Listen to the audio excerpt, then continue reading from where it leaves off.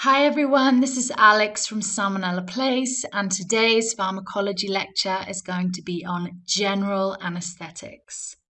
So, a general anaesthetic helps facilitate surgery by causing analgesia, in other words, loss of pain, amnesia, which is loss of memory, loss of consciousness, inhibition of sensory and autonomic reflexes, which prevent the patient from moving around during the surgery, and skeletal relaxation.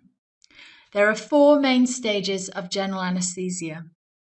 The first one is analgesia, and as I mentioned, it means that the patient will not feel any pain. However, they are conscious but sleepy.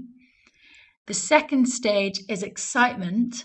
This is when the patient becomes unconscious, but their body still responds to painful stimuli. Inhibitory neurons are inhibited, and then involuntary movements occur. There may be some incoherent speech, vomiting, and irregular breathing. The third stage is surgical anesthesia, and this is the stage that the patient should remain at during the surgery. It's when they have no reflexes, complete muscle relaxation, and regular respiration. The fourth one is medullary depression. This is respiratory arrest and cardiovascular collapse resulting in death.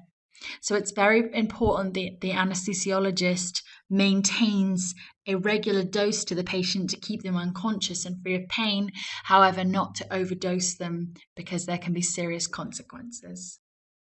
Now I'm going to talk about the first subtype of general anesthetics, which is inhalation anesthetics.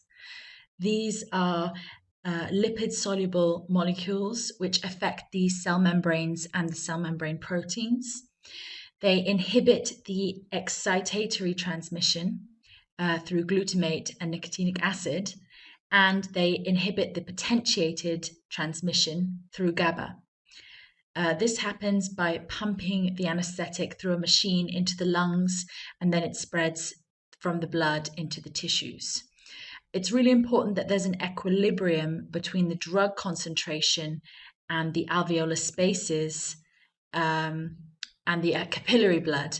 And this is known as the MAC, or the minimum alveolar concentration, which is needed to cause respiratory depression and induce the need for artificial ventilation. So this is the level of anesthetic that needs to be administered so that the patient is prepped and ready for surgery. These kind of drugs are volatile fluids, vapors, and gases. They have a negative ionotropic effect, which decreases the cardiac output. And as a result of that, there's a decrease in blood pressure, vasodilation, and increased intracranial pressure. There are some serious side effects as well, such as malignant hypothermia and an extremely high calcium ion release. So the first drug is ether, which is not really used anymore due to its flammability and airway irritation.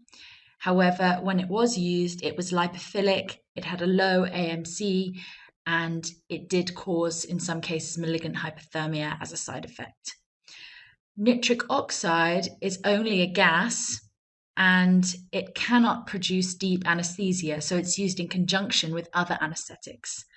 It doesn't have serious side effects, but very rarely it can cause bone marrow suppression. Halothane is potent but non-irritating, and it helps maintain anesthesia in long surgeries.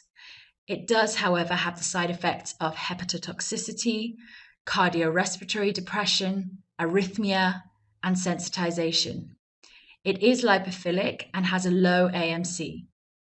I just want to note here that the lower the AMC is, the better, because it means that there's a lower dose of drug in the body that induces the state of surgical anesthesia. Next is enflurane.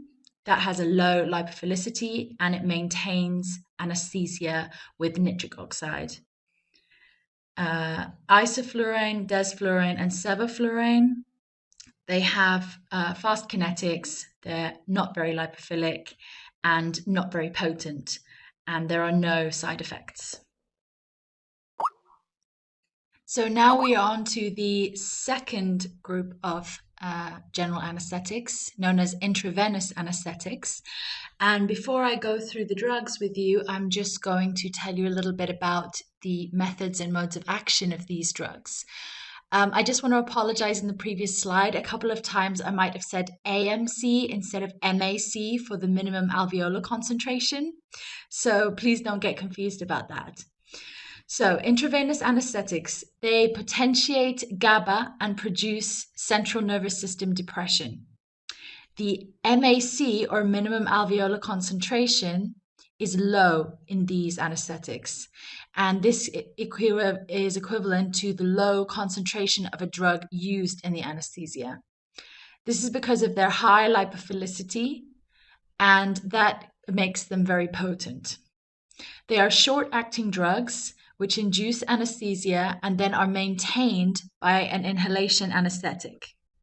So first you would give an intravenous anesthetic to knock the patient out, and then during the surgery they will be maintained in that state by the previous subgroup, the inhalation anesthetics. So their induction is maximum 1 minute. They have a short excitement phase, a fast recovery, and they are redistributed within the body. First, we give it through an IV injection, and that rapidly increases the blood concentration of the drug. However, there is a rapid decline because of the organ perfusion, like I mentioned before, the redistribution, and because of muscle perfusion. The large muscle mass and the circulation of the drug causes its rapid decline. However, after the initial rapid decline, where most of the drug is redistributed, there is a slower decline through hepatic metabolism and renal excretion. However, most of it, like I said before, is eliminated by redistribution, but it hasn't left the body completely. The duration of action is between 5 and 10 minutes. So the first of these drugs are barbiturates, like thiopental and methohexital. They're lipophilic and they have no analgesic action. However, their side effects include cardiorespiratory depression. Ethomidate is given if a patient has hypovolemia or shock. Propofol is the most commonly used drug. It's rapidly metabolized and there's no accumulation in the tissues. You have to give a continuous infusion of propofol, and the side effects include cardiorespiratory depression and hypertension. Ketamine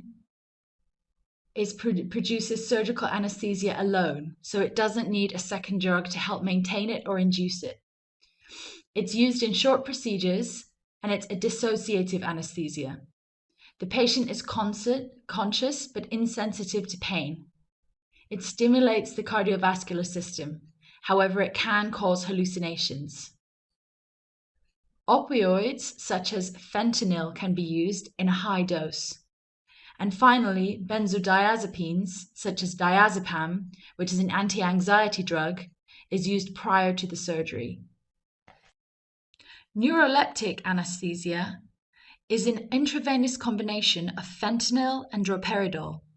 It is like dissociation anesthesia, which I mentioned previously when talking about ketamine, which is also a dissociative anesthesia. That was under the subtype of intravenous general anesthetics. Balanced anesthesia is a mix of drugs in low dosages, which decreases the risk of toxicity of a single drug. It is an intravenous dosage given of nitrous oxide and other vapors, and an extra relaxant and some opioids. Pre-anesthetic medication includes benzodiazepines, opioids, H2 receptor antagonists, and atropine. Benzodiazepines and opioids are used to relax the patient in a preoperative state. H2 receptor antagonists prevent gastric juice aspiration, and atropine decreases the parasympathetic effects.